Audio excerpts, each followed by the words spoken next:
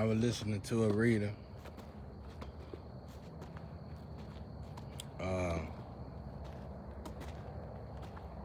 And she was talking about healing. Old Silky. She was talking about healing. And she said, healing is one of the things that a lot of people must do. And she's so right. Like for me right now, I'm working on, it's the words, it's the emissions, and this ain't for man, this ain't for this experience, whatever this is, I don't even know what this is. But this is mainly for me and God. My healing part, my healing process. But she's so right though, man. Healing is vitally important. And thankfully, a lot of the messages I get from the few people that do send me messages talk about the same way. It ain't but 4 or 5 of them. And they send me real good, man. They comfort me.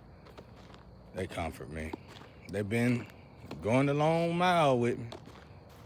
Thankfully, this is about over God's time and not our time. So those who did hang in there with me, I'm sure there's a lot more, but those who did hang in there, I really appreciate it. I'm thankful just to know somebody care. Just to know somebody care about you. Somebody out there care about you, That make you feel good. But yeah, healing is vitally important. Healing, it's like they doing all this stuff to get this, to get that, to get this, to get that. And it's all like, it's just like the streets, bro. You do this stuff. I ain't gonna go to the street, not this time. But it's like you do this stuff to get this quick cash. And it ain't the real cash, it ain't the real prize, it's just gouge money. And it's like, man, get over it already. You ain't invest yet, you still gotta depend on the gouge money? Yeah, what I'm gonna do, I'm gonna invest this, I'm gonna invest. You ain't gonna do it. If you ain't did by now, you ain't gonna do it. But healing. Don't worry about it, none of that, just heal. When you gotta depend on the sorrow of another, the humiliation of another, the pain of hurting somebody else, sacrificing somebody else, hurting somebody else for $1, it ain't worth it, man. I don't care how broke you are. I don't feel sorry for people that need money that bad because I see my Father God send opportunities to the world too many times, and I seen us and I watched us in my lifetime decapitate evolution after evolution after evolution after evolution after evolution. That's why I don't like talking about them barns and them farms, because all of them ain't bad. Some of them are good, some of them are very much so probably a necessity.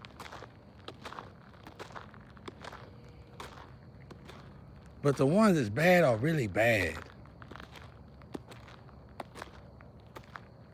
And they need to be cleaned up. It just is what it is, man. It's bad and good and everything, but some of y'all, let me tell y'all something. Let me talk to the high-ups right now. When you got secret information, when you got information that could cripple the world and warp energy, it is up to you to keep that energy disclosed, and keep that energy clean. It ain't up to the world. It ain't up to the people. It ain't up to the people. If those people was in your organization and they decided to branch off and start a covenant with your organization information that's forbidden jutsu, and they out here putting it on the people. We don't know about it. We don't know how to fight this. We don't know what we're supposed to do against this. It is up to you to clean it up. Like my father said in Revelation, I see the good of the churches. I see what you do for me, but I don't like what you be teaching. Basically underneath it all, the secrets that you teaching. I mean, that's why it's forbidden. That's why it's old, ancient magic that shouldn't be used again. Should be in museums. You put this out here on the people and we don't know what to do with it. I seen some of that magic turn more people, good people, homebody people, or good people in general, working people, just helpful people, turn people like that and break down homes and break down families and tear children apart in 7 years than I want to see in a whole lifetime. I knew for a fact, my human part of me easily wrote it off as this was easily one of the ways that they was going to eradicate half of the population. And it's like, instead of waiting on God to play God's part, instead of waiting on the Father to do God's part, man take it upon himself to be God and be God and play God's part. And you just put it out there. And now it's just some of this magic that from what I done learned about it, once you done activated it, it has to filter itself out. Time gotta go by. Much time gotta go by. And while that time going by, people are destroying themselves. People are hurting. People are dying. People are just falling left to right. Families falling apart. Children's falling apart. More and more poverty is growing and rising. Evolution being decapitated back-to-back, sacrifice for $1.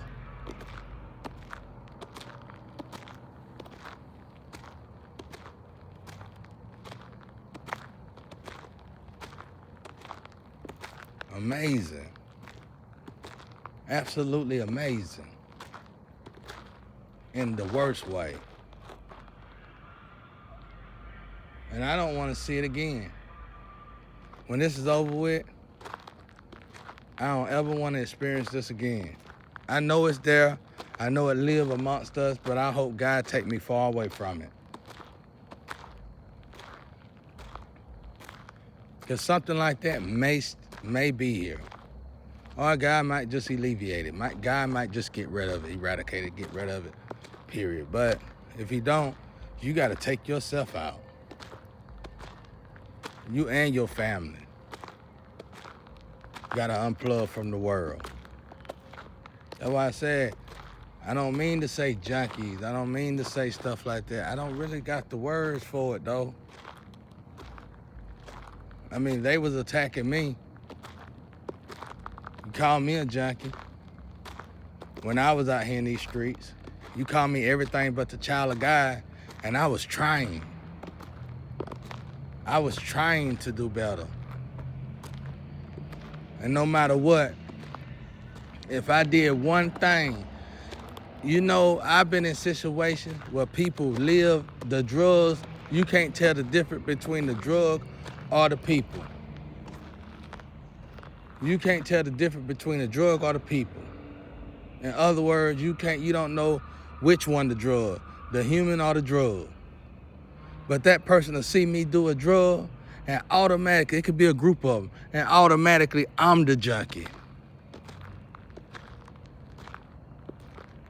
I'm the junkie.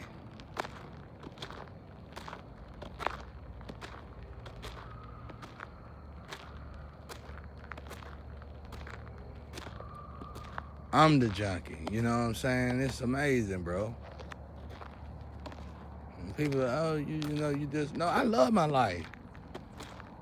I didn't kidnap myself and put myself in this situation. I didn't trap myself, put myself in this situation. I didn't swap my birth certificate. I didn't use no fake licenses. I'm not the alien here. My energy was in the right place. You let the alien take my energy out of my place. And I know who the alien is on this planet. I know who the alien is ain't supposed to be here. I know who she is, what's her name, everything. I know exactly her whereabouts. I'm not the alien.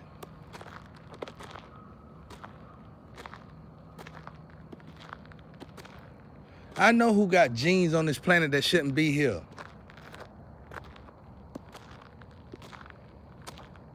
I know who people is helping and normally wouldn't help these people, but since they got these particular genes, they act like they can't help themselves.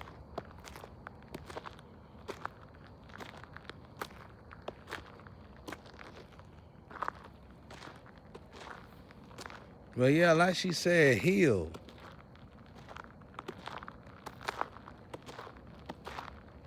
Heal.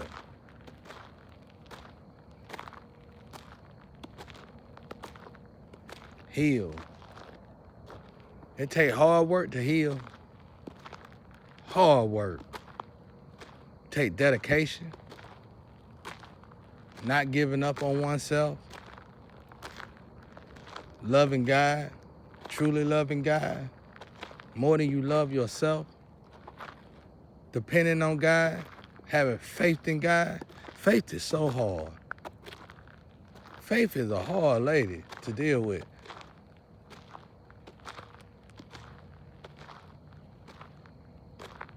God break you down before God builds you up. I just been resting today, y'all. I'm just freestyling. I guess I freestyle all the time. What I'm talking about. But I'm resting today. I gotta rest my eyes. I might have not worked hard to y'all, but I worked hard to myself. And I give myself the credit. And I'm very proud of myself. Very proud of myself. But most importantly, I'm proud of God not giving up on me. I'm proud of the relationship me and God built up together. I'm proud of all the knowledge God given me during this process. For me, it was almost better than Job. Job didn't tell us this part. He didn't tell us all the teaching that God taught him while he had to wait while God put his life back together. That's, for me, that was the greatest part of this whole mission. A father and son really working hand to hand with each other, side by side, not giving up on one another, believing in each other. I can't see you, God, but I know you there, God. And I know you there so close to me, God, to the point where I can see you, God. I'm proud of myself for the fake marriages, the fake women that was coming towards me. And I'm proud of myself not getting excited and expecting nothing like that and still giving my all to God. Some of these people was on the way to the point where I get myself cleaned in the little rag clothes that I got and it's, well, not expect them, but we're looking. Is that them right there, God? Son, you know them people ain't coming by. You know what I'm saying? You know that was a lie. I told you it was a lie. Yeah, but it feels good and it's something different to do. I'm gonna look outside and see if a different ride pull up in my yard and blow the horn, you know. Or I'm gonna go outside and look in the air and wait on this helicopter to come down in my yard. Sit down, son, and let me teach you some more stuff like I need to be teaching you, you know? Just putting all that time with God. you know? I learned so much in this situation with God. Out of all this, when I first started healing, the first 2 years of this, I wanted to give up on it. At least the first year and a half. I said, I've done this too many times and the outcome was always the same. But I remember me always quitting. I remember me always giving up when it came down to that ramp. I remember me even getting over the ramp and still quitting. But I remember also, I never gave healing a chance.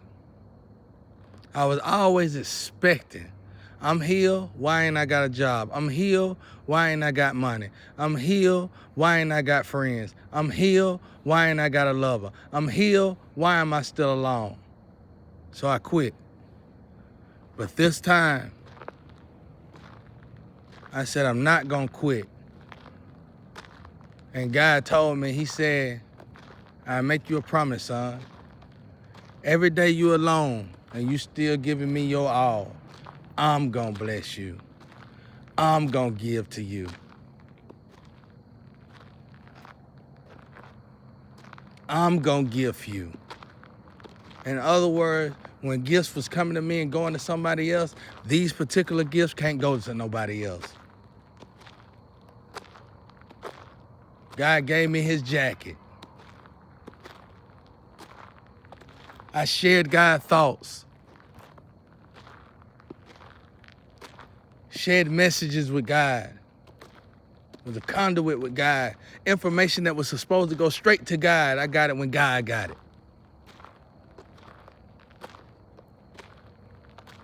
There is nothing, no greater in this world that I would have wanted over that opportunity with God. Learn the energy, share the energy with God so much. When I close my eyes at night, I can feel the energy pause. And I can feel a hand rub down my back as if my baby is sleeping. Listen to the weather. As if my baby's sleeping, he finna go to sleep. Literally, y'all, every night, I can feel God looking at me as my eyes blink. It's last blink before I'm asleep. And the energy just pause. That same energy when I bumped my foot and the sun dimmed.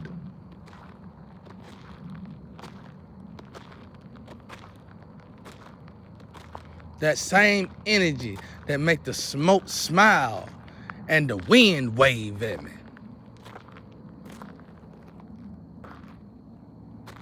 I get up and I go to the restroom. I pause looking at my little karate movies. I pause reading my Bible. I pause from meditating. I get up, go to the restroom, I go take a shower. I can feel the energy pause. What he doing? Looking at me. And I know it's God. I know it's God. And all I can do is thank God. Like, I gotta get back on my knees now, because things is finna change. My life is finna go back. Not back, forward. To a more relaxing life. A family life. My family life. A new family life. And I just want to remember this to the day I die. When God was with me, I didn't have to get on. When God was with me to the degree that God been with me, I knew better to get on my knees. I didn't have to get on my knees because God was with me. God was working through me. God don't have to get on his knees. That's how close God been working within me. That's why I didn't care nothing about your test. because I knew God was in me. I didn't want to do the test, but I had to do the test because it was part of the mission. And then I got a son out there that's in the hands of these witches. If I don't do it, what you think they gonna do to him? I had to wait till the clarity was clear for me to quit it. It wasn't about the money I'm losing. It wasn't about the so-called lovers I'm losing. It was about the importance of the mission. This was God's mission, not mine, and not nobody else's. My purpose, but God's mission for me.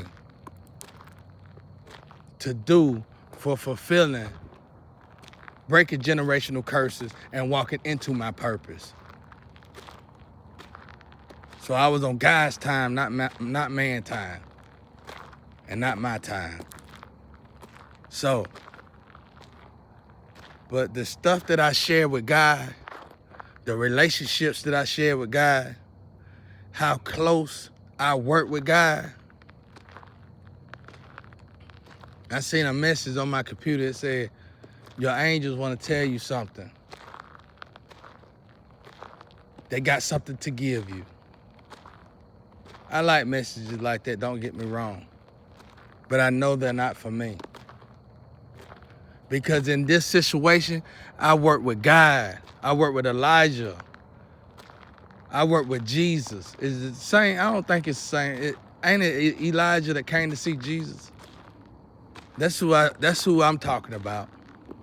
The angels that came to see Jesus, I work with those angels. I work with Jesus. I work with God. I work with celebrities. I work with legends that died and done passed on. I felt them fuel me. I felt them feed me. I felt them share knowledge with me. From Ali to Bruce Lee, Malcolm X, Martin Luther King, Dick Gregory. Legends I don't even know. Artists I haven't even met and never heard of.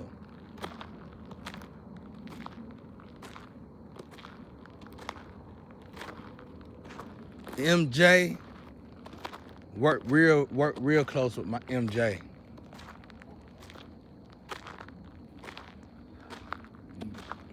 All these different energies were just right there with God.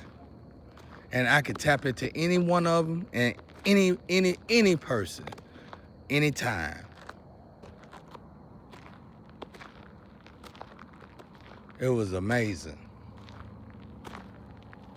And I never, no matter how long I live, and no matter how hard I try for the rest of the time that I'm here, I will never be able to explain all this to y'all and express how I truly feel.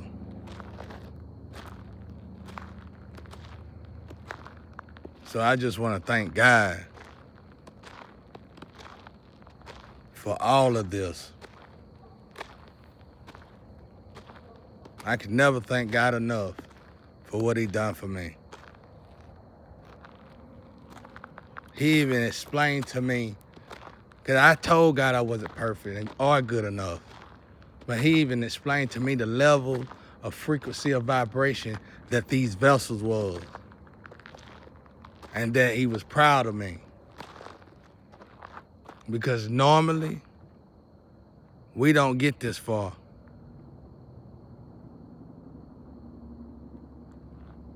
So, as long as God happy, that was good enough for me. I might have not have been good enough for man.